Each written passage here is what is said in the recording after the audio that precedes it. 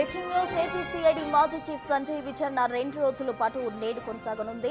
మొదటి రోజు 6 గంటల పాటు ఆయన్ను విచారించారు ఏసీబీ అధికారులు. 50కి పైగా ప్రశ్నలు సంధించారు. అయితే వాటిలో ఏ ఒక్కదానికి ఆయన సరిగా సమాధానం ఇవ్వలేదని తెలుస్తోంది. నాకు తెలియదు, నాకు సంబంధం లేదు అని ఆయన చెప్పినట్టు సమాచారం. ఎస్సీ ఎస్టీ అట్రాసిటీ నిరోధక చట్టంపై అవగాహన సదస్సుల నిర్వహణ, అగ్ని ఎన్ఓసీ వెబ్సైట్ యాప్ల అభివృద్ధి పేరుతో నిధుల దుర్వినియోగం, అవినీతికి పాల్పడ్డారంటూ నమోదైన కేసులో ఏసీబీ అధికారులు సంజయ్ను ఇవాళ 2వ రోజు విచారించబోతున్నారు.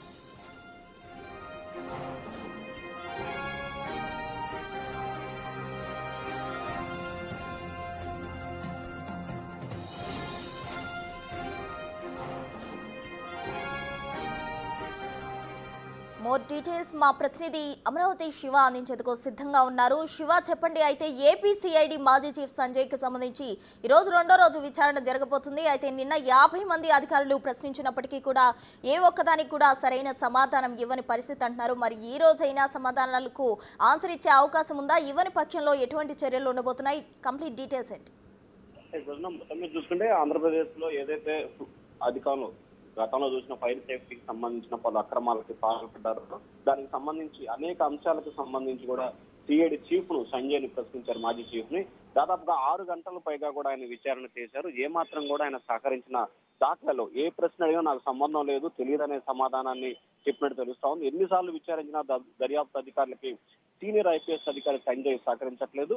ఈ నెల 2, 3, 4 తేదీల్లో 3 రోజుల పాటు ఆయన కస్టడీ తీసుకుని విచారించినా కానీ ఏమాత్రం కూడా ప్రయోజనం కలగలేదు. ఎస్సీ ఎస్టీ అట్రాసిటీ నిరోధక చట్టంపై అవగాహన సదస్సు నిర్వహణ, అగ్రి ఎన్ఫో వెబ్సైట్ యాప్ల అభివృద్ధి పేరిట నిధులు దుర్వినియోగం, అవినీతికి పాల్పడ్డారంటూ నమోదైన కేసులో ఆయన కస్టడీ తీసుకొని విచారించారు. దాదాపుగా 6 గంటల పాటు 50 పైగా ప్రశ్నలు వేసినా కానీ ఆయన వద్ద నుంచి ఏమాత్రం కూడా సరైన సమాధానం రాని పరిస్థితి కనిపిస్తోంది. అలాగే కిట్వోపు, స్వాత్కార్ టెక్నాలజీ సంస్థలకు బిల్లులు చెల్లింపు ఎందుకు ముందుకొచ్చారు, ఏ రకంగా వారిపై అధికారులపై ఎందుకు వారికి బిల్లులు చెల్లించాలని చెప్పి ఒత్తిడి చేశారనే దానికి సంబంధించి కూడా ఏసీబీ అధికారులు ప్రశ్నించారు. దానికి కూడా తాను ఎవరిపై ఒత్తిడి తేలేదు, కావాలనే తనపై ఫిర్యాదు చేశారు, దీంట్లో ఏమాత్రం కూడా వాస్తవం లేదని చెప్పి ఆయన చెప్పినట్టు తెలుస్తాం. దానికి సంబంధించిన సాక్ష్యాలను, ఆధారాలను కూడా ఏసీబీ అధికారులు సంజయ్కి చూపించినా కానీ ఆయన నాకు తెలియదు అని చెప్పిన పరిస్థితి కనిపిస్తుంది. అలాగే ఎస్సీ ఎస్టీ అట్రాసిటీ నిరోధక చట్టంపై అవగాహన సదస్సులకు సంబంధించి కూడా హడావుడిగా ఎందుకు టెండర్లు పిలవాల్సిన అవసరం ఏర్పడిందని కూడా ప్రశ్నించారు. కానీ ఏ ప్రశ్నకి దేనికి కూడా ఆయన సరైన రీతిలో సమాధానం చెప్పిన దాఖలాలు కనిపించట్లేదు.